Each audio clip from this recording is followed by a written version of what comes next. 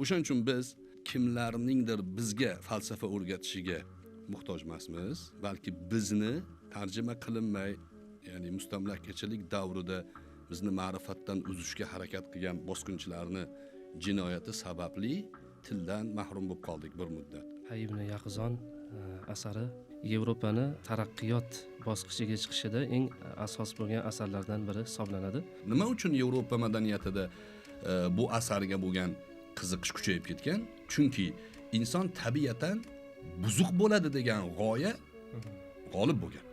Ya'ni insonlarning ta'sirisiz yashaganida qanday bir yutuqlarga erishadi va qanday yo'nalishda o'zini aqlini ishlata biladi.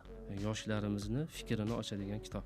Ya'ni biz mustaqil bo'lganimizdan keyin orolga tushdik va turli tashqaridan ma'lumotlar, fikrlar kirib keldi. Bu kitobni tarjimasi uchun faqatgina tarjimonlik mahoratini o'zi kifoya emas ekan. Buning uchun mantiqni yaxshi bilish kerak ekan, falsafani yaxshi bilish talab qilinar ekan. Robinson Crusoe haqida yaqinda bildik-da. Robinson Crusoe'ni hech kim aytmagan, shuni biz Ibn Yaqzondan oldik demagan. Ba'zi ulamolar e'tirof qiladi. Musulmonlardan bizga 30 dona kitob qoldi. O'shani o'qib bugungi taraqqiyotga yetkazdik. Yoqib olgan kitoblarimiz bor edi-yu, ularni ham biz asrab qo'yganimizda hozir sayyoralar o'rtasida sayr qilib yurgan bo'lardik, deydi. Ana shu narsani tiklash ma'nosida Ibn Yaqzonni tarjima qildik, taqdim qildik. Bu asar haqida yana ko'proq, yana ham qiziqarli ma'lumotlarni o'qiganda, tahlil qilganda ko'ramiz. Assalomu alaykum hurmatli do'stlar. Mana bugun biz kitobxon loyihasida yana siz bilan ajoyib kitob mavzusida yig'ildik. Bugun suhbatimizda ustoz Abror Muxtor Ali va Komil Umar akalarimiz bilan birgalikda ajoyib kitobni sizlarga taqdim qilamiz. O'ylaymanki, suhbatimiz juda ham qiziq bo'ladi va yangi bilimlarni o'zingizga kashf qilasiz. Assalomu alaykum. Va alaykum assalom. Assalomu alaykum. Ustoz, umuman shu loyiha haqida va avvalgi kitoblar singari juda ham qiziq va ommabop deylik va dolzarb kitoblar nashr etilyapti va buni taqdimotini qilib boryapsiz. Mana shu loyiha haqida va Ibn Yaqzon kitobining nashr etilishiga olib kelgan zarurat haqida so'zni boshlab bersangiz. Rahmat. Bismillah.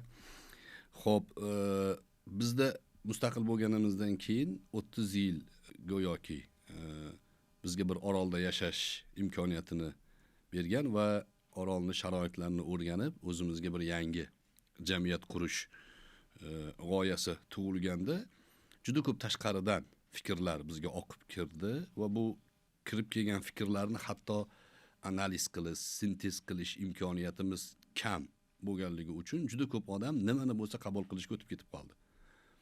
Biz ijtimoiy tarmoq ayniqsa rivojlangandan keyin fikrlar oqimini biz xohlamagan, ya'ni bizni millat, bizni qadriyatlarimiz, ajdodlarimiz xohlamagan o'zanga oqib ketayotganligini biroz his qilgandek, buni tashvishini qilgandek, chiqishlarimizda, suhbatlarimizda qadriyatga bog'lanishimiz kerak degan g'oya bilan yurdik, keldik. Bu masalada biz atrofimizda bir qancha ahli ilmlar, fikr yetakchilari, falsafiy ma'noda qarashlari o'tkir bo'lgan odamlar bilan tashvish qilib yurardik.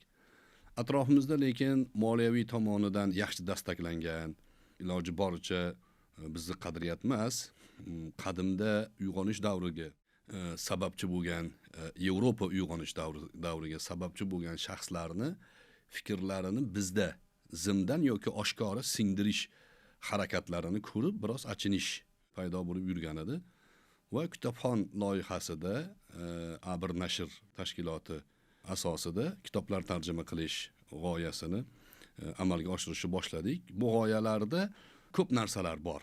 Misol uchun deylik, islom falsafasini qaysi markazdan turib o'rgansa qulayroq, tezroq to'g'ri yo'lga yetib boriladi.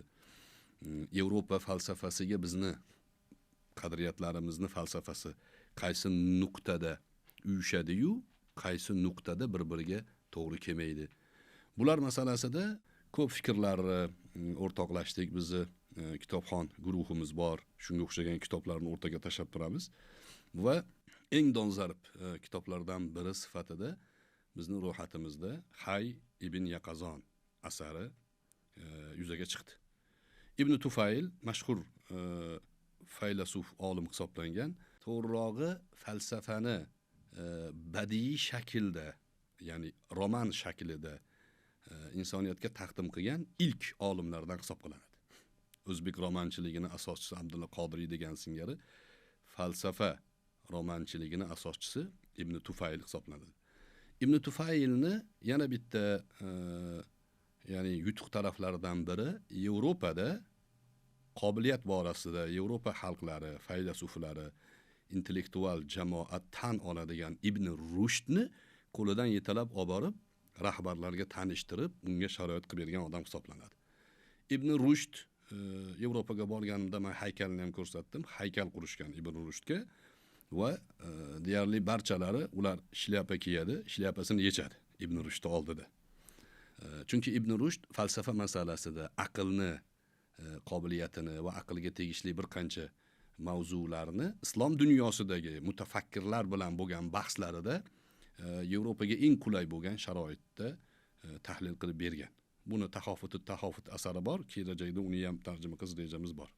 Hay ibn Yaqadon Yevropadagi biz bilgan bilmagan bugungi kunda juda ko'p ba'zi odamlar tomonidan jarnoma qilib odamlarga targ'ib qilinayotgan o'sha John Locke bo'ladimi, misol uchun Montesquieu bo'ladimi, Rousseau bo'ladimi, hatto Kant nazariyalarida ham asosiy o'rinni egallaydi. Chunki aql, ruh, axloq mavzularini Ibn Tufayl mana shu asarida Yevropaga taqdim qilgan.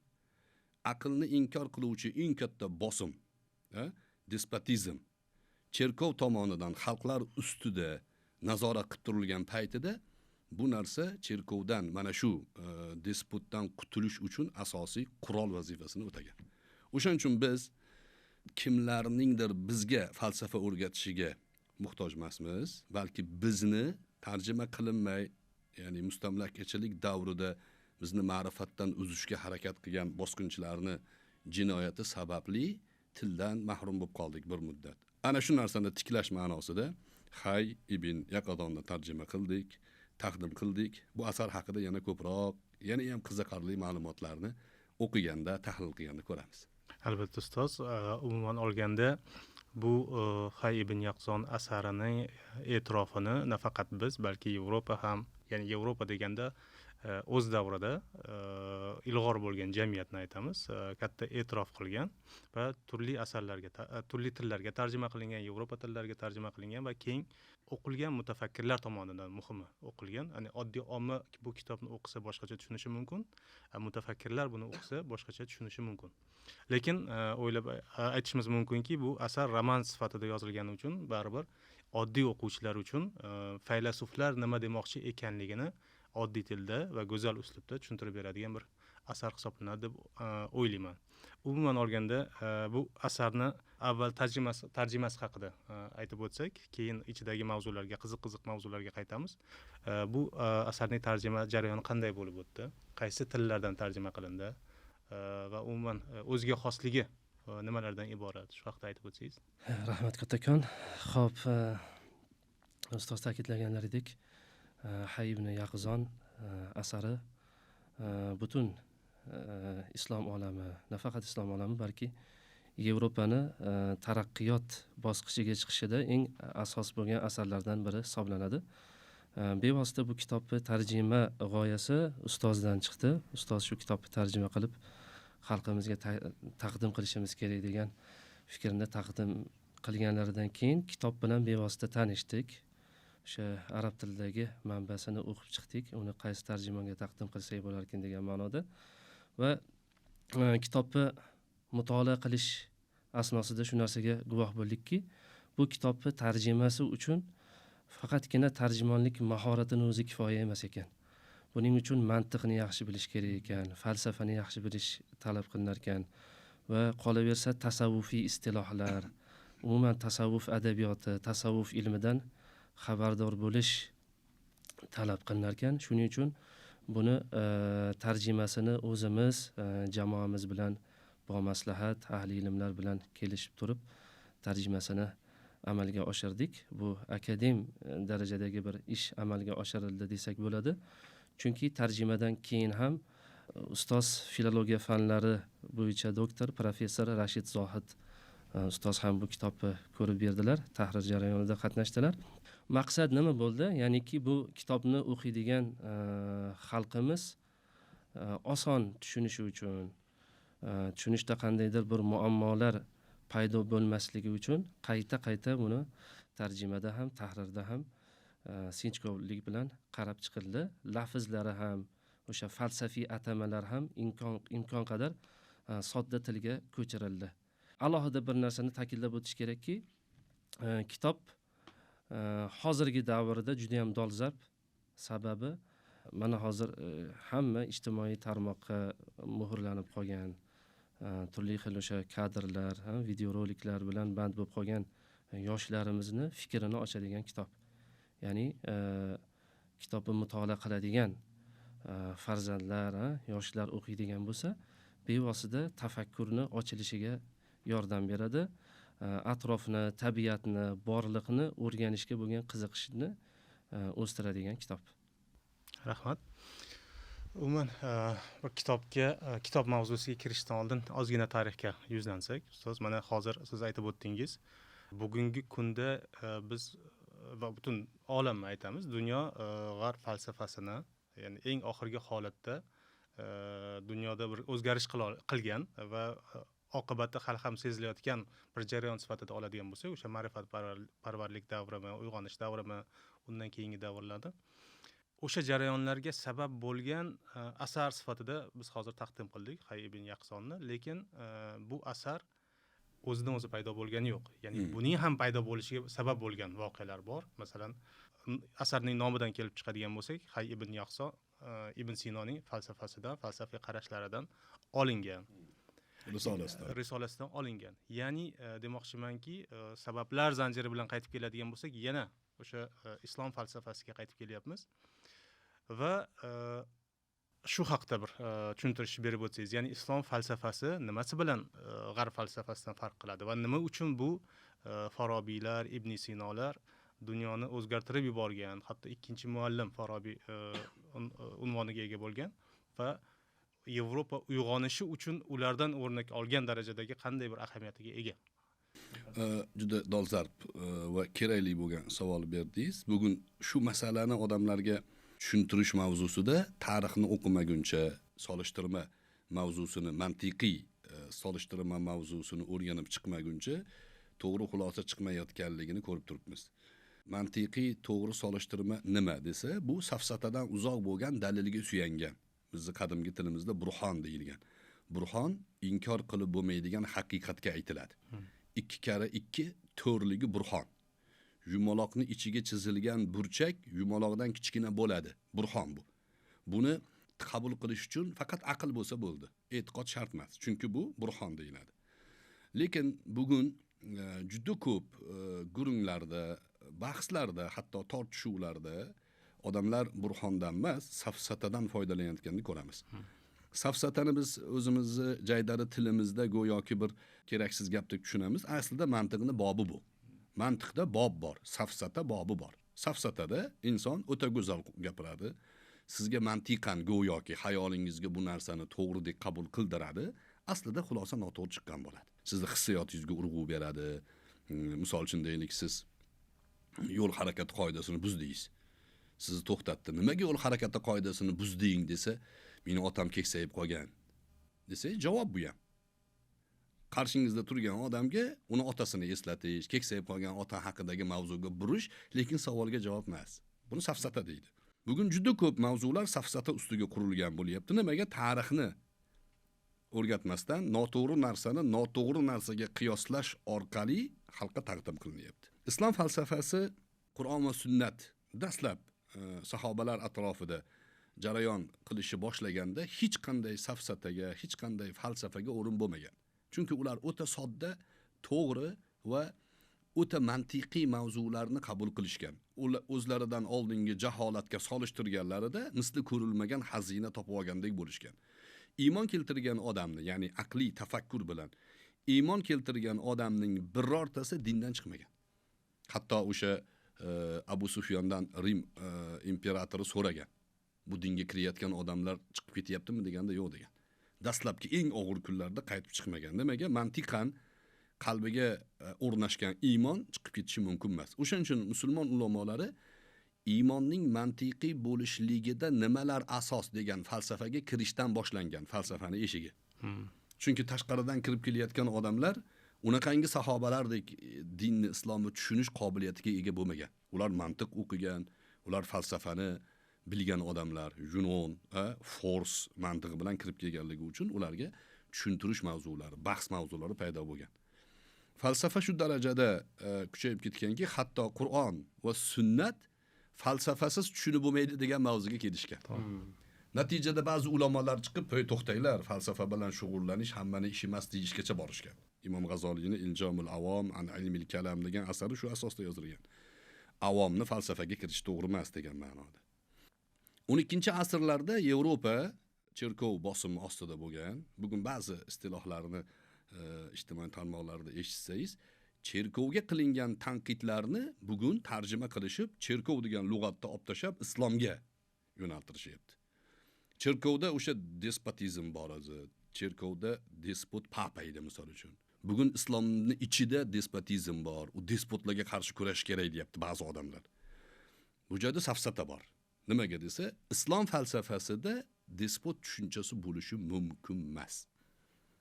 Despot nima degani? O'zini fikrini bosim bilan o'tqatish, qabul qilmagan odamni jazolash. Soddaroq tilda aytganda. Islomda tanqidga o'rin borki, musulmon odam tanqid qilishi mumkin, lekin buni umumiy ma'noda ishlatib bo'lmaydi. Kimni tanqid qilish mumkin? Kim? Men hammani tanqid qilishim mumkinmi? Yo'q, islomda yo'q. Bu despot emas. Nima bu? Bu ilmiy, mantiqiy, ilmiy asos. Men doktorni tanqid qilishim mumkinmi? Yo'q, qachon tanqid qilishim mumkin? Doktor bo'lganimda. Daraja. O'sha darajaga yetganimda marhamat, hech qanaqangi monopoliya yo'q, hech qanday odamlarni ta'limdan to'sish yo'q, ilmga qarshilik yo'q, lekin ma'lum bir maqomga kelgandan keyin tanqid qilishingiz mumkin. Shayx Muhammad Sodiq Muhammad Yusufni ham tanqid qilish mumkin deyapti. Mumkin, Shayx Muhammad Sodiq Muhammad Yusuf darajasida bo'lsangiz, yoki sal teparoq yo sal pastroq bo'lsangiz, gap yo'q. Qabul qilamiz, ular aytgan narsani bizga isbotlab bersangiz. Lekin arab tilini bilmaysiz, islom falsafasini tushunmaysizda, Yevropadan ta'sirlanib, buni ham tanqid qilsa bo'ladi, papani tanqid qilish masalasini bunga qorishtirish to'g'ri emas. Ibn Sinolar ana shu falsafalarda men bilishimcha Ibn Sinodan oldin ham aqida masalasida Imom Maturidiylarni misol uchun deylik, asarlarida aqida borasida. Aqlga bo'lgan yuklamani aqida masalasida tushuntirishgan. Misol uchun Alloh taoloni borligini bilish uchun aynan payg'ambarga ehtiyoj bormi? Savol. Shunday, to'g'ri. Desa, Imom Maturidiy aytadiki, yo'q deydi. Allohning borligini bilish tasalsulni botil ekanligini tushunganda chiqadi deydi. Mantiq bilan degani tekshirasiz. Bu har bir narsaning sababi bor, har bir narsaning shakli bor. Shakl bo'lgandan keyin shakl beruvchi zot bo'lish kerak deydi. Xuddi Ibn Tufayl keltirgan Hayy ibn Yaqazonda Allohni topish mavzusi. Shakl bormi? Bu shakllarning turli tumanligi shakl beruvchini o'ta san'atkorligini bildiradi. Shakl beruvchida shakl bo'lishi mumkin emas.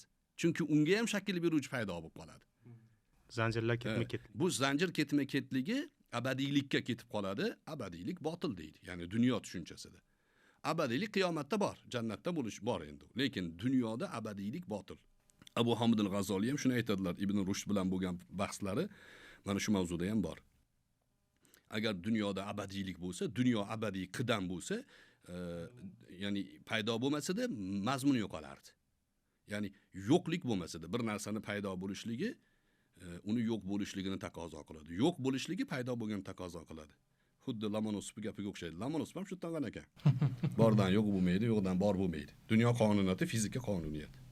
Ibn Sino mana shu mavzularda aqlni, ya'ni yuklamasiga urg'u bergan. Aqlni ishlataylik, tafakkur qilaylik. Bizning asarlarda bor-ku, bir soat tafakkur qilish qancha yillik ibodatdan ustun turadi degan asarlarimizda bor. Ibn Sino mana shu tafakkurni natijasida falsafiy qarash bilan jamiyatni rivojlantirishga hissa qo'shgan eng katta mavzular. Ibn Sinoning tip haqida 2-3 ta kitob bor xolos. Qolgan hammasi falsafiy. Falsafiy qarashlar bilan ajoyib bir fundamentni qo'ygan. Endi Yevropa 12-asrda papani bosimi ostida bo'lgan. Papa nima desa shu, papani tanqid qilib bo'lmagan. Tanqid qilish uchun papa tan olgan odam bo'lish kerak. U ilmiy salohiyat isbotlagan emas, papa tan ol, sen tan olaman desa, keyin uni tanqid qila oladi. Cherkov qabul qilgan. Yoki papani qo'l ostidagi lordlar qabul qilish kerak. Bo'lmasa kira olmaydi. Bizda unaqa emas. Bizda manaman degan olimni tanqid qilish mumkin, faqat tanqid nazariyasi, falsafasi bo'lish kerak. Hozir qiziq narsa hayolimga keldi. Ta'lim tizimimiz ham shunga shu asosga turib qolgan bizda.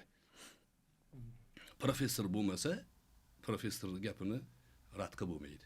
Akademik bo'lmasa, akademik so'zini rad qilib bo'lmaydi. Bu bor narsa, lekin akademik deb kimni qabul qilyapti? Bu narsa ham bor. Chetdan kelib qolganga o'xshaydi meni hayolimda. Va Ibn Sinolarni o'sha Hay ibn Yaqazon mavzusi kichkina risola o'zi. Va buni roman shakliga keltirgan Ibn Tufayl Yevropani qonunshunoslari, faylasuflariga asos bo'lyaptimi? Bularni ikkala tomonini o'rganishimiz kerak. Lekin biz aniq tarixiy jarayonlardan guvohi bo'lib turib aytamizki, bizni g'arb falsafasiga, g'arb dunyo qarashiga ehtiyojimiz yo'q. Texnika taraqqiyotini olaveramiz. Asli texnika taraqqiyotda egalik degan narsa yo'q. Kim egallasa uni ishlataveradi. Lekin falsafani, dunyo qarashini, qadriyatni o'zimizdan olishimiz kerak. Nimaga desa, xatarli joyi bor. Yevropa Ibn Tufayldan ta'sirlangan. Bu tarixiy fakt, inkor qilib bo'lmaydi. Machiavelli o'zini Gasudar, ya'ni hukmdor, prins asarida aynan shu asarni aqlning qobiliyati asosiga qurgan. Aqlning qobiliyatiga. Asarda faqat aqlga yuklama yo'q. Bu asarda ham jon, aqldan tashqari va axloq bor, tasavvuf bor. Machiavelli aqlga urg'u bergan va misli ko'rilmagan natijalarga erishgan o'zini dunyosida. Cherkovga qarshi, axloqqa qarshi, axloq bu tushunchasi yo'q narsa, axloqni men gapiraman, g'alaba qilgandan keyin deb misli ko'rilmagan axloqsizlikka yo'l ochgan. Lekin manbasi bizning asarlarimiz. Agar ulardan ta'sirlansak, aqlni o'ziga urg'u bersak, ular tushgan botqoqqa tushish ehtimolimiz katta. Bizni o'zimizda axloq, ruh tarbiyasi, tasavvuf tushunchalari yo'qolib qoladi. Bizni islom dunyoyimizda ham e'tibor bersangiz, ahli sunna val jamoaga muxolif qo'yilayotgan taraflarni fikr dunyo qarashi, Qur'ondan, sunnatdan gapiryapmiz deydi-yu.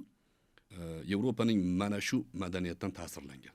Tasavvufi inkor qilish, hatto aqlli inkor qilish bor. Shunday. Alloh taolo osmonda, ash tomonda turibdi, 7-osmondan keyin Alloh degan tushuncha uchun aql kerak emas. Matnni o'zini o'qib shunaqangi dogma fikr bilan tushunish xolos bu. Vaholanki hay nima deydi? U shakl beruvchini shakli bo'lishi mumkin emas deydi. Bu aql bilan topyapti. Imom Maturidiy Allohning borligini aql bilan topish mumkin deyapti. Va buni isbotlayapti. Va Allohning birligini ham aql bilan topish mumkin deyapti. Unga ham payg'ambar shart emas deyapti.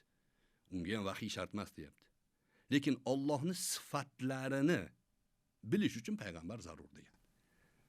Mana shu nuqtalarni o'rganishimiz zarurati borligi uchun ikkala falsafani biroz bo'lsa bugun imkoniyat yaxshi o'qib o'rganishimiz kerak.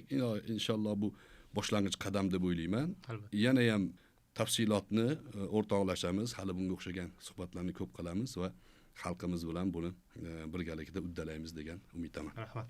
Ustoz, boya so'zingizni boshida bir ajoyib bir misolni keltirdingiz. Ya'ni biz mustaqil bo'lganimizdan keyin orolga tushdik va turli tashqaridan ma'lumotlar, fikrlar kirib keldi degan o'xshatishni qildingiz. Lekin asarda ya'ni Ibn Tufayl bir yondashuvni qiladi. Ya'ni Hay ibn Yaqzon insonlarning ta'siri bo'lmagan joyga tushib qoladi va inson tili qo'llanilmagan, ya'ni axborot orqali ma'lumot olmagan bir joyga tushadi va faqatgina aqlini ishlatadi deb aytadi. Shu masalada, ya'ni siz matnni kitobni tarjimoni sifatida mana shu jihatlarini bir ochib bersangiz, ya'ni asar muallifi, asar qahramoni, ya'ni insonlarning ta'sirisiz yashaganida qanday bir yutuqlarga erishadi va qanday yo'nalishda o'zini aqlini ishlata biladi? Juda muhim savol bo'ldi. Aynan bu savol mazkur kitobning syujetini ochib beradigan savol. Demak, yuqorida ustoz ta'kidlaganlaridek, asarning asosiy g'oyasi inson o'zi aqlini to'g'ri yo'nalishda ishlatganda borliqni anglashi va borliqni yaratuvchisini topishi ustiga qurilgan. Xo'p, asarda bir mamlakatdagi podshohning singlisi bir kishi bilan nikohdan o'tishi, ya'ni sirli ravishda nikohdan o'tishidan boshlanadi asar syujeti. Undan keyin ular farzandli bo'lishadi. Farzandni saqlash uchun va o'zlarini jonlarini qutqarish uchun bolani sandiqqa solib suvga tashlab yuboradi. Albatta bu o'sha biz Muso alayhisalomni qissalarini eshitganmiz. Aynan ana shu syujetdan ilhomlanilgan. Keyin o'sha sandiqdagi bola orolga borib yetib boradi. Yetib borgandan keyin kiyik bolasini yo'qotib qo'ygan, bolasidan mahrum bo'lgan kiyik bu chaqaloqni o'zimni bolam deb o'ylab turib, uni parvarish qiladi. Hay ibn Yaqzon 7 yoshga to'lganida kiyik vafot etadi. Mana shu nuqtadan boshlanadi asosiy voqealar. Ya'niki o'sha tafakkur maydoni shu nuqtadan boshlanadi. Onasi vafot etdi. Harakatlanmayapti. Ilgari unga parvarish ko'rsatgan, mehribonlik ko'rsatgan ona jim yotibdi. Bu nimaga jim yotibdi ekan deb turib tekshiruv ishlarini olib boradi.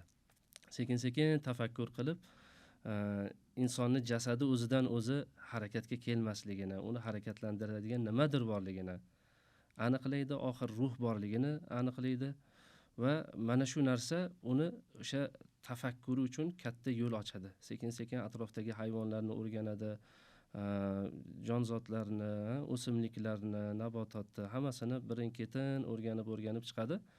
Va asosiy masala shuki, mana biz bilamiz, o'sha falsafa ilmiga birinchi kirishdan oldin mantiq ilmi o'qitiladi. Mantiq o'sha to'g'ri ta'riflash va to'g'ri dalil keltirishni o'rganadigan fan sifatida unda o'sha 5 ta kulliyotlar bor. Jins, nav, xossa, jins, nav, fasl, xossa va arazi om tushunchalari bor. Ana shu fanga kirish oldidan ham bu kitobni o'qiladigan bo'lsa, juda chiroyli tarzda olib kirib ketadi insonni. Nimaga deganda, bilamiz, mantiq albatta insondan mashaqqat talab qiladigan, o'ziga yarasha qiyin fan. Lekin undan oldin agar bu kitob o'qiladigan bo'lsa, bu juda sodda uslubda, yengil uslubda insonni mantiqqa olib kirib ketadi. Demak, o'sha Hay ibn Yaqzon misolida ko'radigan bo'lsak, o'sha orolda hech qanday bir unga ta'sir ko'rsatadigan kuchlar yo'q, uni masalan fikrini buzadigan bir hodisalar yo'q. Alloh bergan sog'lom aql bilan tafakkur qilish, fitrat bilan tafakkur qilish natijasida alal oqibat o'sha haqiqatni, ma'rifatni tushunib yetadi. Ya'ni yerni o'rgangandan keyin koinotni ham o'rganadi, yulduzlari harakatini o'rganadi, burjlarni o'rganadi. Bu tabiiy jarayon. Chunki atrofda chalg'ituvchi narsa yo'q. Masalan, ijtimoiy tarmoqlar yo'q, orzu, havas yo'q. Faqat tafakkurga urg'u qaratilgandan keyin oxiri o'sha bir vali darajasiga yetishib boradi. Demak, biz o'sha to'g'ri yo'lni topishimiz uchun mana shu kitobni o'zimizga manba sifatida, dastak sifatida foydalanadigan bo'lsak, xayrli bo'ladi. Yana bitta qiziq jihati, ustoz, men bu kitobni o'qib chiqib bir narsaga alohida e'tibor berdim. Ya'ni kitobda Hay ibn Yaqzon yoshligidan va o'zini tanigandan 7 yoshdan asosan boshlanadi jarayonlari, tafakkur davri to 35 yoshigacha. Va yoshligi, ya'ni muallifning mohirligi shundaki, 7 yoshli bola darajasidagi aqliy yuklamani qo'yadi. Ya'ni borgan sari nimani ko'ra oladi. Kitobni oxiriga borganichalik o'quvchini o'zini ham ongi rivojlanib boradi. Yoshi kattayotgan o'xshaydi. Albatta, yoshi kattayib boradi va birdaniga qiyin mantiqiy fikrlarni, tasavvufiy yoki diniy ma'lumotlarni boshiga qo'ymaydi, balki 35 yoshga kelgandagina o'sha odam shuni tafakkur qilishni boshladi deydi va o'quvchini, ya'ni kitobxonni bosqichma-bosqich boya aytib ketganingizdek, kichik turkumlardan qiyin mavzularga, abstrakt tushunchalarga boradi va oxirida albatta o'sha tasavvuf, ijtimoiy muhit, siyosiy hayot kabi masalalarga yetib boradi. Va ustoz, yana bir savolim bor. Bu yerda muallif ko'targan bir masala, ya'ni ikkita ajoyib bir yo'nalishni solishtiradi. Bu ham muallifning o'sha ijodkorligining mahsuli desak ham bo'ladi, yuksak ijodkorligining. Ya'ni Hay ibn Yaqzon bir tarafni, orolning bir tarafida o'zi mantiqiy tafakkur bilan, hali hech kim unga so'zlamagan, faqat aqlning o'zi bilan gapirmaydi insoniy jihatdan. Faqatgina hayvonlarning so'zlarini takrorlash mumkin, ya'ni tovushlarni takrorlash mumkin, lekin faqatgina o'sha mantiqiy jarayon insonning miyasida bo'lyapti va shu shaklda rivojlanib boradi.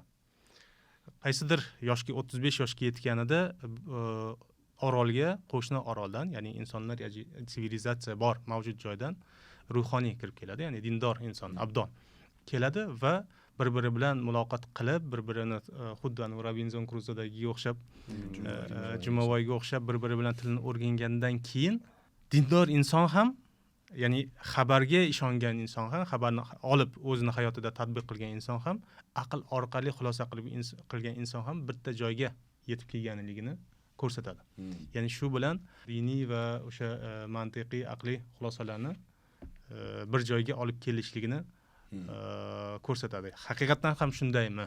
Bugungi kunda ham xuddi shunday degan bir xulosaga kelsak bo'ladimi degan bir savolni bermoqchiman. Qiziq mantiqiy silsilani, ya'ni payg'ambar alayhissalotu vassalom hadislaridan, ya'ni mo'jiza sifatida isbotini ko'rish mumkin. Faylosuflarning ko'pchiligi mana shu tabiat to'g'risidagi xulosalarida turli fikrlarni bildirgan. To'g'ri yo'lni topganlar tabiat toza bo'ladi, muhit uni buzadi deydi.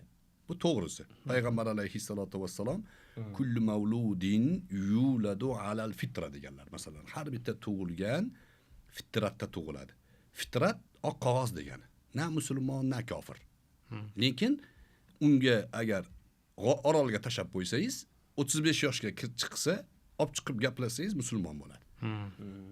Bu soddaroq. Ota-onasi noto'g'ri tarbiya qilmasa yoki tashqaridan muhit buzmasa. Bu asarda aynan shunga urg'u bor. Nima uchun Yevropa madaniyatida bu asarga bo'lgan qiziqish kuchayib ketgan? Chunki inson tabiatan buzuq bo'ladi degan g'oya g'olib bo'lgan. Odamni jannatdan chiqishligi, ayol sababli ayolni ya'ni jinoyatchi ekanligi, har doim past tabaqa ekanligi urg'u berib turilgan. U jinoyatchi har oyda jinoyatining jazosini ko'ryapti. Bu boshqa degan. Odam unga ergashib shunaqa bo'ldi va boshqa. Gobusni Leviathan degan asari bor, buni ham ko'p gapirishyapti. U asarni g'oyasi butun tabiatlar buzuq bir-biri bilan urushadi degan. Mutlaq hokimiyat kerak bularni to qonun doirasida ushlab turish uchun deb. John Locke unga raddiya bergan. Yo'q degan. Odamlar bir-biri bilan aslida kelishadi degan. Tabula rasa. Tabula rasa degan tushunchani aytgan. Ya'ni u oppoq qog'oz degan. Oppoq qog'ozga xohlaganingizni yozishingiz mumkin degan. Oddiy jumlalarga o'xshaydi, lekin davlat, jamiyat fikr shakllangan shu bilan. Men yaqinroq bir tarixni aytayin. Mana masalan bizda baroati zimma degan tushuncha bor. Bu qonunchilikda o'z o'rnini topgan. Ya'ni aybsizlik prezumsiyasi degan narsa bor. Tug'ilganda hech qanday aybi bo'lmaydi bolani. Bola tug'ilganida otasiga javobgar bo'lmaydi, onasidan javobgar, ajdodidan javobgar bo'lmaydi. Bo'ynida qarzi bo'lmaydi bolani. Qachonki isbot sud tomonidan isbotlansa, hukm o'qilsa, keyin aybdor bo'ladi u.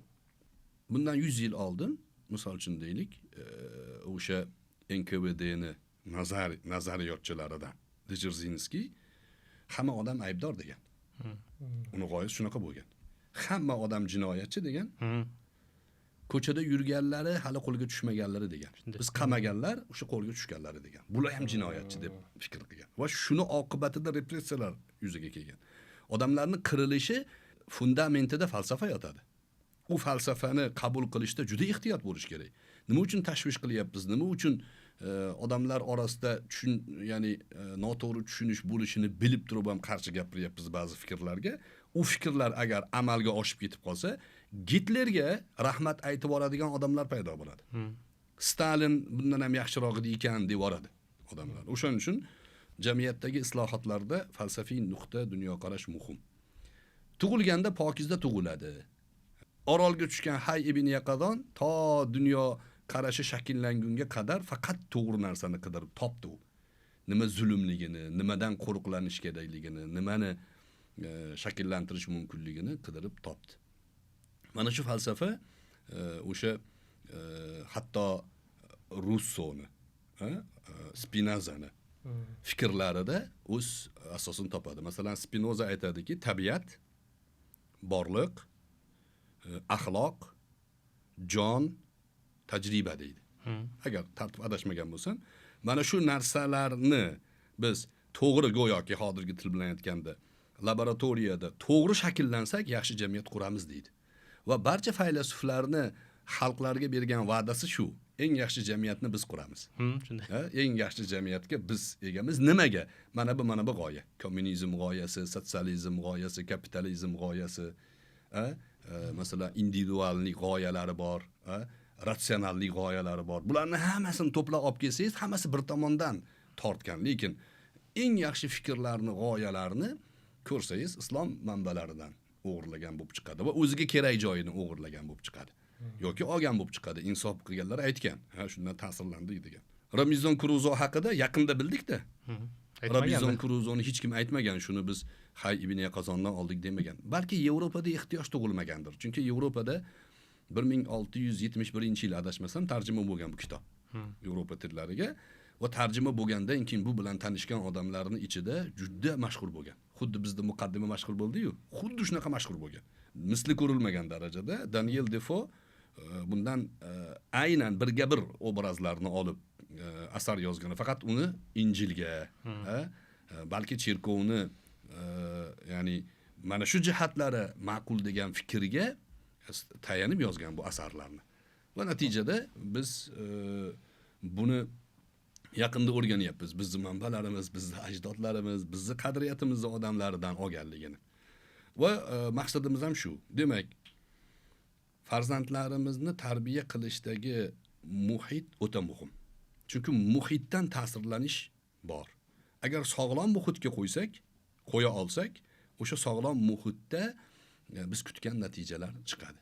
Agar sog'lom muhitga qo'ymasak, bizga demak zararga odamlar tarbiya topadi. Endi uning uchun yana nima kerak bo'lyapti? Sog'lom muhitni shakllantirish kerak bo'lyapti. Tashqaridan kelayotgan zararli fikrlarni to'xtatishimiz kerak bo'lyapti. Ya'ni buni diktator rejimi bilan emas, fikriy ma'noda kirgan fikrga fikriy ma'noda o'zimizning g'oyalarimizni aytib, muhitni himoya qilishimiz kerak. Agar bola to'g'ri shakllanmasa, unga kelgan fikrlarni qabul qilib qolsa, mana hozir eng katta meni xavotirga olayotgan narsa, o'zbek oilasi farzandini tili chiqayotganidan, bog'chadan boshlab ingliz tiliga beryapti yoki rus tiliga beryapti. Bola oilasida salom berishni bilmaydi. O'zbek oila ruscha, inglizcha shakllanyapti bola. Bu muhitda katta bo'lgan bolani dunyo qarashi, fikrlashi, hayotga bo'lgan ya'ni munosabati inglizcha bo'ladi. O'zbek madaniyati, o'zbek qadriyatidan mahrum bo'lib qoladi. O'zingiz qo'lingizda josus tayyorlab berayotgan bo'lasiz. Bu xavotirlikmi? Xavotirlik. Hatto buni Yevropada yashayotgan, o'sha Amerikada yashayotgan o'zbek oilalari ko'zlari bilan ko'rib turishibdi. Xatarli chuqurga kelib qolganlarini ba'zilari. Axloq ma'nosida bo'lsin, e'tiqod ma'nosida bo'lsin. 4 yoshli bolam meni sansirayapti, yuragim chiqib ketdi deydi ota. Sansirab gaplashyapti. Nimaga? Maktabda shunaqa muhit. Uni borayotgan bog'chasida shunaqa muhit. Endi biz mana shu qadriyatlarimizni to'ldirib, shu kitoblarimizni taqdim qilsak, o'sha tabula rasa, oppoq qog'ozga eng to'g'ri mavzuni bergan bo'lamiz. Va natijani biz ko'rishimiz muhim emas, lekin natija mana shu yo'ldan bo'lishligini bilishimiz muhim. Rahmat ustoz. Bir javob davomida yangi bir savolga bir ilhom berdingiz. Ya'ni bu o'sha dunyo qarashlarimiz farqi, ya'ni o'zbek yoki bo'lmasam boshqa Yevropa millati yoki musulmon va musulmon bo'lmagan millatlar va Robinson Kruzo asarini ham keltirib o'tganingizda bir narsani hozir o'ylab qoldim. Ya'ni oddiy o'quvchi buni bilmasligi mumkin.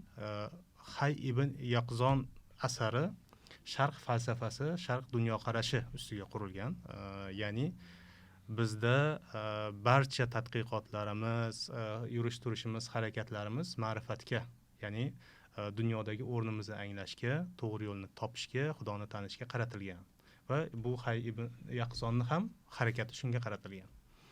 Endi Robinson Kruzo asarini olsangiz, ya'ni qanday ilhomlangan bo'lishi mumkin degan savol berishi mumkin-da kitobxon, chunki unda Robinson Kruzoda yashab qolishga qaratilgan va hokazo. Keksaroq paytda tushgan. Keksaroq paytida tushgan va hokazo. Endi u nasroniycha dunyoqarashni, nasroniycha falsafani natijasi, ya'ni insonni, ya'ni Jumaboyni nima qilishmoqchi bo'lishadi? Qurbon qilishmoqchi bo'ladi, xuddi Iso alayhissalom qurbon qilishganidek va dunyoda mashaqqatli dunyoda yashab qolishga harakat qiladi va Jumaboy bilan kontakt qiladi va hokazo. Bundan keyin qutulib chiqib ketadi, bu dunyodan qutulib chiqib ketadi degan. Ya'ni ehtimol o'sha Daniel Defoe bu kitobni o'qiganidan keyin o'zini dunyoqarashi bilan bunga javob yozishga harakat qilgandir degan bir fikr kelib qoldi. Xo'p, umuman olganda biz Ibn Rushdni aytib o'tdingiz. Ibn Rushd juda ham bir yaxshi bir fikrni ilgari suradi. Barcha olimlar ham buni qaytarishganki, biz dunyoda ilm fanni o'rganishimiz, dunyoni barcha mo'jizalarga nazar solishimiz faqatgina yaratganni tanish uchun bo'ladi degan ma'noda. Va Ibn Tufayl ham o'zining asarida mana shu narsani takrorlaydi. Mana shu falsafani, bizni dunyoqarashimiz falsafasini ahamiyatini tushuntirib bersangiz, chunki barcha kitobdagi barcha fikrlar shuni tushuntirib berishga, ahamiyatiga qaratilganda, o'shani bir tushuntirib bersangiz, qanchalik muhim? Ma'qul, bu hayotni, ya'ni mazmunini kasb qiladigan narsa dunyoqarashning to'g'ri bo'lishligi. Qisqaroq iqtibos bu. Buni barcha faylasuflar o'zlariga asos qilib olishgan, chunki borliqni o'rganishdan maqsad yaratuvchini topish. Yaratuvchini topsa, borliqda mazmun paydo bo'ladi. Ha, demak degan tushuncha, savolga javob chiqadi. Agar borliqni kuzatishda orqali yaratuvchini topolmasa, hayotdan mazmun yo'qoladi. Bu insonni dunyoda ham rohatda, lazzatda, fikriy ma'noda turli bir masalan olamiy dunyolarni, keng fikrlarni, ko'rgazor deymiz, dunyo qarashni keng holda yashashligini ta'minlaydi. Agar uzilib qolsa halqa, zanjir uzilib qolsa, buni falsafada fosid doira deydi, bir joyga qaytib kelaveradi. Masalan, bir odamni yodlagan lug'atlari uni dunyo qarashini bildiradi. Qancha ko'p lug'at bilsa, qancha ko'p ma'lumotga ega bo'lsa, ya'ni tartibli, o'shancha ko'p dunyo qarashi kengayadi. Endi bir odam alfavitdan alif bilan bani yodlagan bo'lsa, boshqa yo'q unda. Unga siz qaysi harfni aytib bersangiz ham alifmi, bami deb turaveradi. Buni nima deyiladi? Fosid doira deyiladi. O'sha joyda turaveradi. Bu fosid doiradan chiqib ketish uchun yangi zanjirni ulash kerak. Ya'ni yana ham bir qisqaroq, qiziqroq bir misol bor, xalq ichida mashhur. Tovuq oldin paydo bo'lganmi? Tuxummi degan fosid doira bor.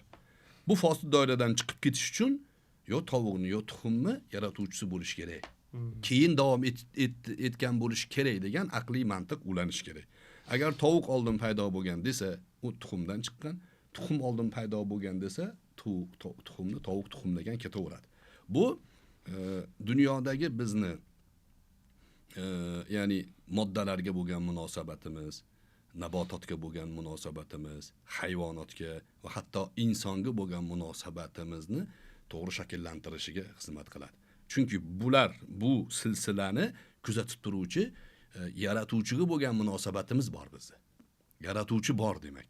U kuzatib turibdi, u bilib turibdi degan falsafadan shakllanadi. Agar u bo'lmasa, mantiq yo'qoladi. Mana hozir bitta suhbatlashib o'tiribmiz. Nimaga? Savolga javob bo'lmaydi. Yaratuvchi yo'q degan tushuncha bo'lsa, u savollarni hammasi devorga aytilgan savolga o'xshab qoladi. Javobi yo'q uni. Ya'ni ma'nosiz, mantiqsiz bo'lib qoladi. Har bitta fe'lni, har bitta amalni agar silsilasi borib yaratuvchi bilan bog'lanmas ekan, mantiq yo'qoladi, mafhum yo'qoladi, ya'ni matlub, talab qilingan narsa yo'qoladi, marg'ub ham yo'qoladi, ya'ni rag'bat ham yo'qoladi. Eng muhim. Bu insonni hayotdagi jamiyat qurishga bo'lgan qiziqishini, baxtli hayot kechirishini va kelajakka bir narsa qoldirish hissini ham yo'qotadi. Faqat o'zim yashayman, faqat o'zim bo'laman-ga o'tadi. Farzand qoldirish hissini yo'qotadi. Bu falsafalardan bir qismidan olib dunyoni shakllantirgan jamiyatlarda bugun oila instituti cho'kib bo'ldi. Dunyo bo'yicha hozir eng ko'p aholini kamayish statistikasi Italiyaga to'g'ri kelyapti ekan. Shvetsariyada 9 millionga yaqin aholi bor ekan. Bir yilda 91 ming aholi tug'ilibdi. 91 ming. O'lim soni 92 ming. Pastga qarab. O'zini ham ushlab tura olmayapti. Tashqaridan kelgan odamlar hisobiga turibdi xalq, aholi. Bundan keyin 30-40 50 yildan keyin bu institut butun boshli millatni yo'qotadi. Chetdan kelganlar uyga egalik qilib qoladi, misol uchun. Dunyo o'zgaradi. Bizni bir qo'shnimiz bo'lardi. Ajoyib bir narsa yoshligimda, shu taxminan 6-7 yoshman, g'alati bo'lganman-da. Qo'shnimiz bor, endi bizni qo'shnimizni ayoli o'tib qoldi. Keyin u yoshroq bir ayol, yoshroq deganda qo'shnimiz taxminan bir 60 ta atrofida edi. Bir 30 lar atrofida bir ayolni oldi. Ozgina o'tgandan keyin bu odam o'tib ketib qoldi. Mana bu ayol boshqa bitta odamni olib kelib uyda hayot kechirishni boshladi. Men hayolimda dunyo ham shunaqada deganman-da. Kecha bu boshqa odammi uy edi? Umuman boshqa odamdan. Bugun boshqa odamlar yashayapti. Shunday. Dunyo ham shunaqa. Demak biz bu mantiqqa, ya'ni kelajakka bo'lgan umidimiz, farzandlarimizni baxtli hayot kechirishi, jamiyatimiz, davlatimizni fundamenti mustahkam bo'lishini o'ylashimiz uchun haqni topgan bo'lishimiz kerak. Ya'ni to'g'ri haqni topgan bo'lishimiz kerak. 3 ta xudodan bittasi xudo degan cherkov bosimi yoki qandaydir mantiqan buzilgan fikr emas. Ularning e'tiqodini o'ziga topshiramiz. Lekin bizda sog'lom va dunyoga ma'rifat tarqatish bo'yicha ya'ni asosiy ya'ni figuralarni merosxo'rlarimiz. Shunday. Odam alayhissalom birinchi ota bo'lsa, Nuh alayhissalom ikkinchi ota bizning e'tiqodimizda, islom olami uchinchi ota hisoblanadi ma'rifat dunyosida. Chunki Aristotelni Yevropa musulmonlarning tarjimasidan o'rgangan. Musulmonlar tarjima qilmaganda u asarlar hech kim o'rganadigan maydonda bo'lmagan, yo'qolish arafasida bo'lgan. Ma'mun, xalifa Ma'mun bir joyga borib jang qilsa, ularni xazinasini talab qilmagan. To'g'ri. Kitoblarni talab qilgan. Menga kitoblarni ber, qolgan narsa o'zingga degan. Kitoblarni olib kelib, Baytul Hikmada tarjima qildirib, tahlil qildirgan. Tabiiyki, yuqorida ham suhbatda gaplashdik. Tabiiyki, Aristotelni, Suqrotni, misol uchun Diogenni misol uchun boshqa faylasuflarni hammasini asarlari tarjima qilinar ekan, musulmon ulamolar tomonidan qanday tushunishligi sharhlangan. Albatta. Bularni shunday tushunilmaydi, mana bunday tushuniladi. To'g'ri bo'lsa tasdiqlangan, noto'g'ri bo'lsa rad qilingan, isloh bo'lsa isloh qilingan. Va Yevropaga buni berilgan. Yevropa o'sha 15-16 asrlardan keyin tarjimalardan dunyo qarash shakllantirishdi. Ba'zi ulamolar e'tirof qiladi. Musulmonlardan bizga 30 dona kitob qoldi. O'shani o'qib bugungi taraqqiyotga yetkazdik. Yoqib olgan kitoblarimiz bor edi-yu, ularni ham biz asrab qo'yganimizda hozir sayyoralar o'rtasida sayr qilib yurgan bo'lardik, deydi. Bu mubolag'ali gap emas. Hozir sayyoraga harakat bo'lyapti-yu. Bularning tagida algoritm turibdi, raqamli texnologiya. Buni tagida musulmonlar turibdi. Men ajoyib hayron qolaman-da. Ibn Sino hazillashib yozgan tip qonunlarini. Shunday. Qiziqishda yozgan. Ilmiy akademik asar emas u. O'tirib hazillashib yozgan, hobbisi bo'lgan. Xorazmiy al-Jabr wal-Muqobalani o'rtoqlarimga yozib berdim degan.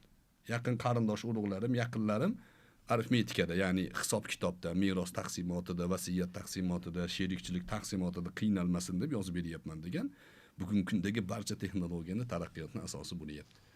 Demak, mana shu ma'noda falsafani to'g'risini qabul qilish va to'g'ri yondashish jamiyat uchun o'ta muhim. Muhim emas, hattoki shart zarur. Agar noto'g'ri falsafa shakllansa, dunyoni ham axloqini izdan chiqarib yuboradi, ham aqlini izdan chiqarib yuboradi. Bugun bitta ahmoqning qo'lida bitta knopka turibdi. Bitta bosda dunyoni yo'qotib yuborishi mumkin bo'lgan qurolni ustida turishibdi, misol uchun. Misol uchun Sigmund Freud falsafasi. Insonni jins boshqaradi degan tushunchani o'rtaga solgan va buni ilmiy asosda odamlarga singdirgan. Bugun ikkita erkakning nikohlanishi, ikkita ayolning nikohlanishi, umuman oila qurmayman, itim bilan nikohlanaman desa, ruxsat berilishini tagida mana shu falsafa yotibdi. Bu falsafani biz o'zimiz avlodlarimizga, institut universitetlarimizda to'g'ri tahlilini bilmasdan o'qitsak, xatarli ishga, jinoyatga qo'l urgan bo'lamiz. Ya'ni axloqiy ma'noda. Ba'zilar yana petitsiya qilib yurishmasin. Biz misol keltirayotganimizda albatta aqliy jarayonlarni e'tiborga olyapmiz. Maqsadimiz nima? Xalqimizni qadriyatida, axloqida ko'rish va bizdan keyin, bizdan oldingi ajdodlar qoldirgan merosni buzilmagan shaklda kelajak avlodga qoldirish. Taraqqiyotda erkinmiz. Hamma xohlagan taraqqiyotiga erishishi mumkin. Rahmat ustoz, juda ham muhim fikrlarni aytdingiz. Yana bir savol berishdan oldin qo'shimcha sifatida bir narsani aytmoqchiman. Ya'ni Yevropa falsafasini yoki Yevropa dunyoqarashini deylik, bugungi kunga kelishida juda katta muhim revolyutsiya qilgan olimlardan bittasi Kant bo'lsa, Kant hamma narsani aql bilan qidirishga harakat qilgan va aqlning to'g'ri qila oladigan, qila olmaydigan nuqson va kuchli taraflarini ham analiz qilgandan keyin bir narsaga xulosa qiladiki, biz postulatlar deydi, ya'ni qabul qilib olishimiz kerak bo'lgan narsalarni bilishimiz kerak. Busiz dunyoni mazmuni yo'qoladi. Ya'ni inson barcha dunyodagi barcha narsalarni to'g'ri qabul qilishimiz, ko'nglimiz xotirjam bo'lishi va hayotimizda mazmun bo'lishi uchun Xudoni bor ekanligini bilishimiz kerak. Bormi yo'qligini ikkinchi masalaga qo'yib turamiz, lekin o'sha narsani olib tashlasak, hayotdan mazmun yo'qoladi degan.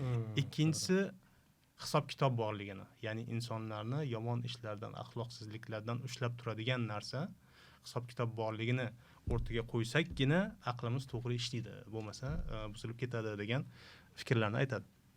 Endi o'sha biz aytdikki, hozir qanday yashash kerakligini tushuntirdik va bir savol bilan murojaat qilmoqchiman sizga. Mana kitobning, romanning oxirida dindor Afzal nimani Hay ibn Yaqzonni shaharga olib boradi, sivilizatsiyaga olib boradi va u yerda hamma narsa Hay o'ylamagandek ekanligini ko'radi Hay. Ya'ni bular shunday jamiyat qurishganki, lekin men anglagan hayotda, men orzu qilgan ideal jamiyatda yashashmayapti deydi. Va bunga sabab nima? Hammamiz ideal jamiyatni xohlaymiz, ideal hayotga harakat qilamiz, lekin Hayning ko'zi bilan qaraydigan bo'lsak, nima bizni bundan to'sib turibdi? Ibn Tufayl nimani xulosa qiladi? Xo'p, albatta asarni oxirgi qismida o'sha orolga Absol boradi. Absol o'zini sivilizatsiyasida, o'zini yurtida bir maqomga erishgan kishi bo'ladi, ya'ni valiy darajasiga ko'tarilgan. Endi uzlatga chekinish uchun orolga boradi. Orolda nimani Hayni uchratadi.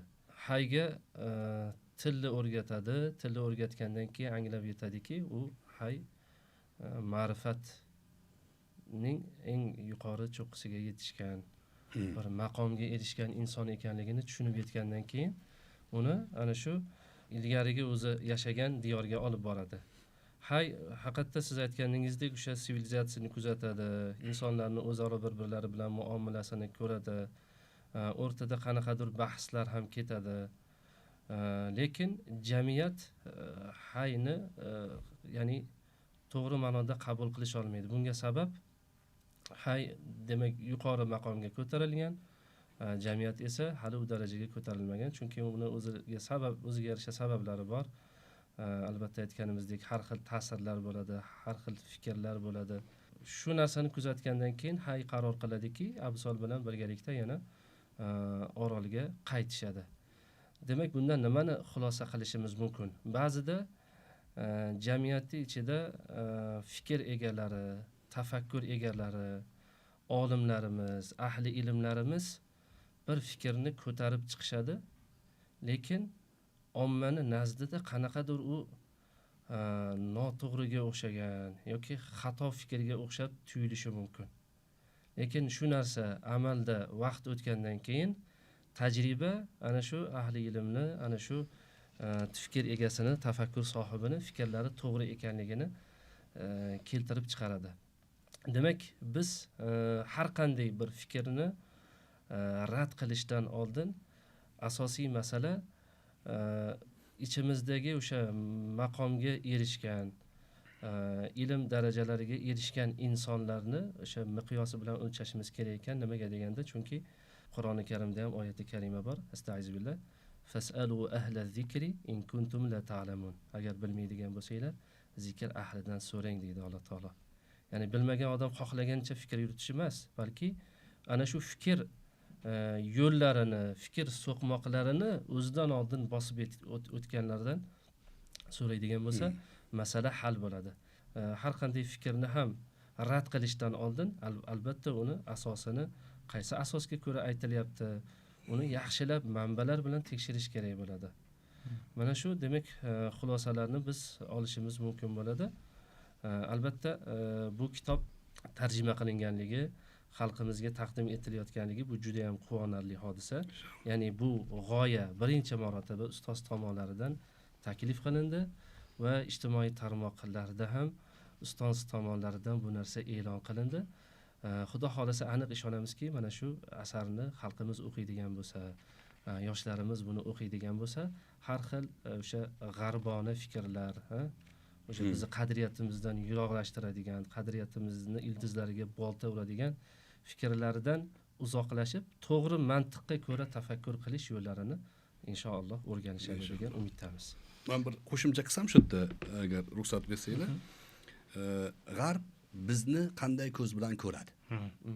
Masalan, g'arbni sodda xalq emas, umuman g'arb intellektual jamoalari bizni qanday ko'z bilan ko'radi? Islom deganda nimani yoki musulmonlar deganda nimani tasavvur qiladi? Masalan, Ernest Renan degan bir faylasuf bo'lgan, 1883-yilda konferensiyada, katta jamoada islom haqida uni nutqi bor. O'sha nutqida aytadiki, islom ilmga qarshi, islom yangilanishga qarshi, islom orqada qolishga mahkum degan fikrlarni ilmiy ma'noda go'yo isbotlaydi. O'sha bu joyda falsafa to'g'risidagi Imom G'azoliyning fikrlarini keltiradi. Ya'ni aqlni ishlatish, metafizik tushunchalarda foydasi yo'q degan tushunchalarni. Vaholanki bu joyda safsatani juda yaxshi qo'llaydi odam. Va mana shu tushuncha ularda shakllangan.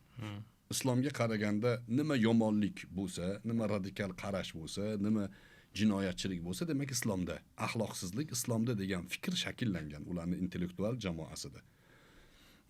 Va bilamiz o'shanqangi radikal jamoalarni o'shaning uchun ular tomonidan maxsus qo'llab-quvvatlanadiki, islomni go'yoki ular tasavvur qilgan portretini bular chizib berayotgani uchun qo'llab-quvvatlanadi. Va bizni ichimizda yurgan, o'zidan intellektual jamoat yasab olgan odamlar o'sha g'oya bilan bizni musulmonlarga o'zlarini so'zlarini go'yoki singdirishmoqchi bo'lishyapti. Bu joyda haligi ikkita o'xshamaydigan narsani bir-biriga o'xshatib, noto'g'ri xulosa chiqarishga o'xshaydi. Misol uchun, qush ham qush, tovuq ham qush, demak tovuq uchadi.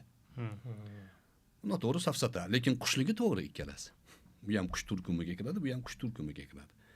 Yevropa shu bilan rivojlandi, dindan voz kechdi, rivojlandi.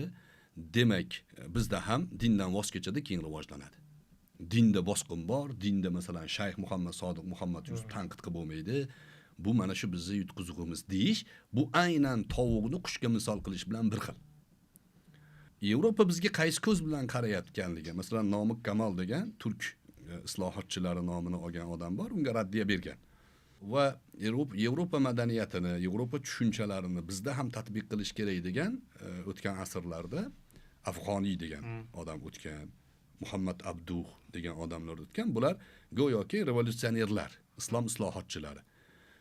Yevropaga yon bosib, bizni islomni isloh qilish kerak, dinimizda shunaqangi despotlar bor degan tushunchalarni talqin qilishgan. Bizni protestantlar. Biz go'yoki protestantlarimiz go'yoki. Bular o'shalardan shakllangan, Russolardan, Luterlardan ya'ni ta'sirlangan. Abdulhamidxon hattoki Afg'oniyga chaqirib imkon bergan ekan. Shunaqa atrofida odam to'plangan, uning suhbatlari ya'ni ajoyib ko'ringanda, hozir ham ajoyib ko'rinib, turli xil ajnabiy gaplarni gapirsa odamlar olimda o'tiribdi-yu. Bu bizni ma'rifatdan biroz bexabarligimizni kasalligi. Buni muolaja qilishimiz kerak. Afg'oniyni keyin oxiri quvgan, qamagan, qochib qutulgan odamlar. Nomik Kamol mana bu islom rivojlanishlikka qarshi degan fikrlarni tanqid qilaman deb, islom rivojlanishlikka loyiq deb e'tiqodga hujum qilgan odamlar bular. Qadriyatni rivojlantirib bo'lmaydi-ki. Qadriyatni rivojlantirib bo'lmaydi, qadriyatni shunda ushlab qolinadi. qadriyatni ushlab turishlikda mantiqiy asos keltirib bo'lmaydi. Agar yuqorida aytganimizdek axloqni silsilasi Allohga borib qadalmasa, Allohni tan olishga borib qadalmasa, axloq degan jumlaga ta'rif yozib bo'lmaydi. Shunday, xuddi shunday. Nima degani? Axloq nima degani? Kimni xohishi u? Kimni xohishi? Menimcha shu deb turaveradi hammasi. Yo'q, buni Alloh taolo shunaqa degan, payg'ambar alayhissalom shunaqa degan narsaga biz kelmaganimizcha axloqni tushuntirib bo'lmaydi. Masalan, oddiy sodda misollarni keltiradi. Otangiz keksayib qoldi. Alloh ko'rsatmasin, o'ta og'ir kasal bilan yotibdi. Kuniga azob chekyapti. Uni azobdan qutqarish uchun o'ldirish axloqdanmi, axloqdanmi? Zardushtiylar bo'lsa, kuchukka berardi. Uni o'ldirib, kuchukka go'shtini maydalab bersa, axloqqa mantiqan javob topib bera oladi. Men deydi, qiynalyapti deydi, og'riqdan ozod qildi. Nimaga olib borib ko'mmading? Shunda go'shtku deydi. Itimga berdim, itim manfaatlandi deydi. Axloqning mantiqiy javobi yo'q. O'sha narsa Yevropada, masalan, axloqni ular ham nima deydi? Moral tushunchalar deydi. O'shaning uchun deydi, sen uchun shundoq, men uchun bundoq deydi, ketaveradi. Biz mana shu qadriyatga, misli ko'rilmagan bebaho qadriyatga ega ekanmiz. Hargiz o'sha bugun bizga g'arb madaniyatini, fikrlarini, Jon Lokni sindirmoqchi bo'layotgan odamlarni jimjimador safsatalarga aldanmasligimiz kerak. Qiziq bir gap bor. Ba'zilari shunaqa deyapti-da, bizni tanqid qilishadi, keyin biz aytgan kitoblarni o'qishadi deb. Aslida bizga buni yo'naltirishyapti. Bugun ko'rib turibmizki, aslida biz aytgan kitoblarni o'qib ular yoki madaniyat shakllantirgandek tasavvur uyg'otishyapti. Bir kun keladi, ko'zlari ochiladi. Biz xursandmiz. Biz aytgan kitoblarga oxir yetib kelganlari uchun. Lekin maqsadimiz bu bahslarda qaysidir shaxsning g'alaba qilinishi emas. Biz dunyodan o'tib ketamiz, foniymiz. Lekin fikrlarimiz o'sha asl qadriyatga bog'liq holda davom etishi kerak. Hargiz o'rtaga begona bo'lgan, bizga nomahram bo'lgan fikrlarni singdirishdan qo'rqishimiz kerak. Ochiq oydin aytishyapti-ki, bokiralik yuk deyishyapti. Bu o'ta nomahram mavzu bu. Buni qabul qilish u yoqda tursin. Bilasizmi bizda qanaqa qadriyatlar bo'lgan? Bir kelin homilador bo'lib qolsa, uyga jo'natilmagan. Shunday. Nimaga desa, otasini oldida ham uyalgan, qonini Shunday. qappayib qolganida. Akasini oldida uyalgan. Keyin kiyim kiyib yurgan. Misol uchun. Bu madaniyatda hozir oshkor qilib ommaga olib chiqilyapti. Qornini ko'rsatib rasmga tushyapti odamlar. Uni qadriyati shudir-da, lekin bizni qadriyatimiz bu emas. Mana shu narsalarni biz himoya qilishimiz ma'nosida, ya'ni bizni himoyamizga muhtoj emas u. Mana shu ma'rifatni o'rtaga qo'yishimizdan maqsad ko'zlangan maqsad ham qadriyatlarimizni himoyasi uchun xizmat qiladi degan umiddamiz. Albatta ustoz. Ajoyib bir suhbat bo'ldi. Yana bir ajoyib, ya'ni ushbu asarning va falsafaning va bugungi hayotimiz yana bir muhim jihatini ham eslatib o'tmoqchiman. Ya'ni Ibn Tufayl aytadiki, bu asarim orqali men Ibn Sinoning Sharq falsafasi yoki Sharq mantig'i degan, Mashriq mantig'i degan kitobida yozilgan g'oyalarni soddaroq tilda, ommabop tilda tushuntirib berishga harakat qildim deydi. Va o'sha asar haqida izlanish qiladigan bo'lsak, shu narsa ma'lum bo'ldiki, ya'ni Ibn Sino barcha falsafalarni o'qib bo'lganidan keyin, barcha ilmiy izlanishlarni qilib bo'lganidan keyin eng oxirida o'ziga o'zi savol beradi. Nimaga biz Aristotelga ergashishimiz kerak? Nimaga biz Aristotel yo'nalishida ketishimiz kerak? Xo'p, aql orqali ketdik. Endi bizda hidoyat bor-ku. Ya'ni biz qanday yo'nalish qilishimiz kerak deganda, ya'ni musulmon inson qaysi yo'ldan yursa o'ziga foydali bo'ladi degan savolni o'ziga tashlaydi va bunga javob beradi. Va javobini qisqacha qilib aytadigan bo'lsak, A nuqtadan B nuqtaga kelish uchun 1, 2, 3, 4, 5 qadam qilib boradigan bo'lsak, bizda buni tezlashtiradigan narsa bor. Bir qadamda Bga bora olamiz biz. Bir qadamda Bga bora oladigan yo'nalishimiz bor. O'shani olsak, bizning hayotimiz samarali bo'ladi deydi va buni mantiqiy isbotlab beradi va Ibn Tufayl uni hammamiz uchun tushunarli bir tilda va badiiy bezaklar bilan, zarbul masallar bilan chiroyli qilib bizga tushuntirib beradi. Endi ustoz, shuncha kitobni sharhini qildik, targ'ibini qildik va lekin buni qanday, qayerdan olish mumkinligi haqida, qanaqa usullarda olish mumkinligi haqida ham bir aytib o'tsangiz. Texnik taraflari endi ularni o'zi qayerdan olishni aytmasak odamlar qiziqadimi deb o'ylayman, qidirib topishadi. Menimcha telefon raqamlarini qo'yib qo'yishsa kerak. Hozirgi fikringizga yana bir narsa hayolimga keldida. O'zi qadimdan ma'lum madaniyatni shakllantirgan davlatlar, jamiyatlar tashqaridan kiradigan nomahram fikrlarga keskin turishgan ekan. Misol uchun deylik, o'sha Buxoro o'lkasi Nasaf diyorlarida Nasafiylarni ajoyib gapi bor. Biz deydi mehmondorchilikka juda ochiqmiz, lekin bid'at fikrlarga keskinmiz degan, kirgizmaymiz eshikdan bu yoqqa degan. Chunki ular o'sha fikrlarni jamiyat shakllanishligidagi ta'sirini juda yaxshi his qilishgan va buni ochib qo'yib yuborilsa, oqibat yaxshi bo'lmasligini bilishgan. Yana bitta shu joyda safsata qilishayotgan ba'zi odamlarni ya'ni qilayotgan ishlarini fosh qilish uchun bir misolni keltiraman. Juda ko'p odamlar Abu Hanifani misol keltirar ekan, u kishini qamalganini, xalifa tomonidan kaltaklanganini misol keltiradi. Demak, qamalish xalifaga yoki boshliq rahbar tomonga qarshi yurish go'yoki falsafiy qarash, to'g'ri yo'nalish degan narsani tatbiq qiladi. Buni g'oyasi shunaqa bo'lgani uchun Abu Hanifadan foydalanmoqchi bo'ladi.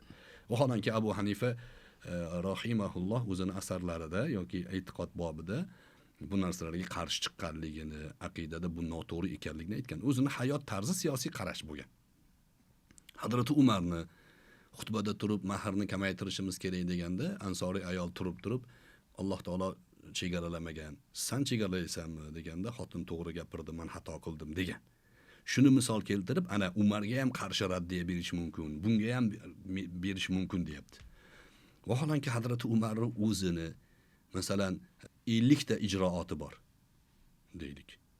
Ya'ni ba'zi amallari ijmo sukuti deyiladi. To'g'rimi? O'g'rini qo'lini kesmagan vaqti bor. Islom dunyosida shunaqangi ajnabiy fikrlarni targ'ib qilib yurgan odamlardan oyat o'qib ma'nosini so'rab yurgan odamni chaqirib, kaltaklab qamab qo'yganlari bor. Birorta atrofida odam indamagan unga. Nimaga aynan sizga kerak joyida ayol misolini keltirib Hazrat Umarga qarshi chiqish mumkin deyapsiz. Ayol bo'lsangiz, ayol fikr bilan bu narsani qabul qilsangiz mayli. Bunga biz ham rozimiz. Ayol haqlarini himoya qilish bo'nasida. Lekin fikrlarda, bizning xalqimizda, bizning qadriyatimizga zid bo'lgan fikrlarni kaltaklaganini nimaga misol keltirmaysiz? To'g'rimi? Ba'zi masalalar bor. Masalan, 3 taloq mavzusi bor. Hazrat Umar bittada tushadi deganlar, Hazrat Umarni fikriga ijmo bo'lgan. Barcha mazhab ulamolari shuni qabul qilgan. Mana shu o'rinda demak, bu fikrlarga toqatsizlik deb qaralmasligi kerak. Hamma fikrga ochiqmiz. Qaniydi shu joyimizda bir odam o'tirsa edi, ya'ni bizga qarshi fikr bildiradigan. Qaniydi biz fikrlarimiz noto'g'ri ekanligini isbotlab bersaydik-ki, to'g'rilab olsak edi. Bunga ochiqmiz. Lekin alohida o'tirib olib, hamma o'zini qo'llab-quvvatlab milliy qadriyatlarimizga, e'tiqodimizga zid bo'lgan, ajdodlarimiz orzu qilib bizga meros qoldirib ketgan fikrlarni oyoq osti qiladigan fikrlarga jim turish, ularni ham endi deb tanqid qilmaslik, ularga qarshi fikr bildirmaslik omonat egalari tomonidan jinoyat hisoblanadi. Bu omonatdorlikka amal qilishlikni barcha ziyoli qatlamimizni, ilm ahillarimizni ya'ni ishtirok etishlarini umid qilaman. Endi buyurishga talaba sifatida haqqimiz yo'q. Chunki bu qadriyatlar butun dunyoni aylaning, O'rta Osiyoga o'xshagan qadriyatlar saqlangan boshqa joy qolmadi. Arablar dod deb yig'layapti misol uchun. Qadriyatlar deyarli qolmagan. Boshqa millatlarda ham. Pokiston, Hindistonni oling, shunaqa ahvol. Bizdagi qadriyatlarni payg'ambar alayhissalom bashorat berganlaridek oxirgi ummatni qutqaruvchilar shu tomondan chiqadi deganlari bejizmas ekan deb o'ylayman. Lekin gapim biroz uzun bo'lsa ham ma'zur tutib ko'rasizlar. Lekin o'ta muhim mavzular bo'lganligi uchun biz fikrlarga ochiqmiz lekin tanqid qilinganda tanqidni ko'tara olmasdan turib bizga noto'g'ri fikrlarni tarqatayotganlarga insof va madaniy saviya so'rab qolaman. Ustoz, fikrlaringiz uchun rahmat. O'ylaymanki juda ham qiziq suhbat bo'ldi va suhbatimiz davomida juda tushunarsiz bo'lgan yoki aytmoqchimiz bo'lgan fikrlar sizda savol paydo bo'lgan bo'lsa, albatta kitobni o'qish orqali siz bunga javob olasiz va shu jarayonda yana bir fikr keldi. Biz o'quvchilarga nima uchun bu kitobni o'qishim kerak degan savolga qisqa qilib qanday javob bergan bo'lardingiz? Xo'p, o'quvchilarimiz uchun Hayibni Yaqizon kitobi nima uchun dolzarb deyiladigan bo'lsa, birinchi navbatda tarqoq fikrlarni bir joyga jamlash uchun. Telefonga muhrlanib qolgan bolalarimizni fikrlashga o'rgatish uchun aynan shu kitob dolzarb bo'ladi. Rahmat, ustoz. Xo'p, bu asarni birovlarning fikriga ergashib ahmoq bo'lib qolmaslik uchun o'qish kerak. Rahmat. Men ham aytardimki, men ham sizdan so'rayman. Men ham aytardimki, o'ylashimcha bundan keyin tarjima qilinadigan kitoblarimizni to'g'ri tushunish uchun ham bu kitob menimcha intro, ya'ni muqaddima vazifasini bajaradi deb o'ylayman. Suhbatingizlar uchun katta rahmat. Keyingi suhbatlarda hammamiz bilan birgalikda ko'rishganimizcha deb qolaman. Ustoz, demak, keyingi kitoblarimiz qanday bo'ladi? Qanday kitoblarni chop etish, nashr qilish, tarjima qilish? Kitoblar ro'yxatimizda bir 50 tadan oshiq bor shekilliga ro'yxatimizda. Shunday. Bor, lekin hozir ajnabiy tilda aytganda sensatsion kitob turibdi, tayyor tahrirdan chiqqan bosmani ostonasida turibdi. Bu kitob ya'ni islom to'g'risida islomga muxolif bo'lgan fikr egalarini, ya'ni davlat miqyosida kuchga ega bo'lgan shaxslarning kitobi tez kunlarda e'lon qilamiz. Bu kitobni o'qigan odam ahli sunna val jamoaning ahamiyati, ahli sunna val jamoa qarashlarini, uni o'sha tushunchalarini muhim ekanligini biladigan kitob Islomsiz dunyo degan kitob. U kitob tayyor turibdi. Nasib bo'lsa, uni ham kutib qolamiz. Gurungini qilamiz birga. Albatta, xudo xolasa. Rahmat ustoz, salomat bo'linglar. Undan tashqari o'sha kitoblar tarjima qilish, shunga o'xshagan guruhlarni uyushtirishdan ko'zlagan maqsad, ya'ni YouTube'da Kitobxon degan alohida kanal ochib qo'yganmiz. Bunga obuna bo'lishsin. Ya'ni ziyoli fikrga qadam bizning shiorimiz. Albatta ziyoli millat tarbiya qilishlik uchun Kitobxon muhim. Kitobdan boshqa ya'ni samarali yo'l yo'q. O'sha ma'noda Kitobxon kanaliga a'zo bo'ling, boshqalarga tarqating. Bu fikrlar ostida fikr boyligi yotadi. Pul emas, fikr boyligi. Fikri boy bo'lgan millatni pulga ehtiyoji bo'lmaydi. Pul unga xizmat qiladi. Kitoblarimizni yana qaysi kitoblarni tarjima qilishlikni xohlardingiz? Chunki xazina xalqning ichida bo'ladi. Biz endi bir jamoa bo'lib harakat qilyapmiz-u, xalqimiz ham bu jamoada bizga sherik ekanligini esdan chiqarmagan holda sizlardan ham iltimos qilib qolamiz. Qaysi kitob siz o'qigan, dunyo maydonida muhim bo'lgan, ya'ni xalqqa foydasi bo'ladigan kitob ekanligini izohlarda yozib borsangiz o'rganib chiqamiz. Salomat bo'linglar. Rahmat.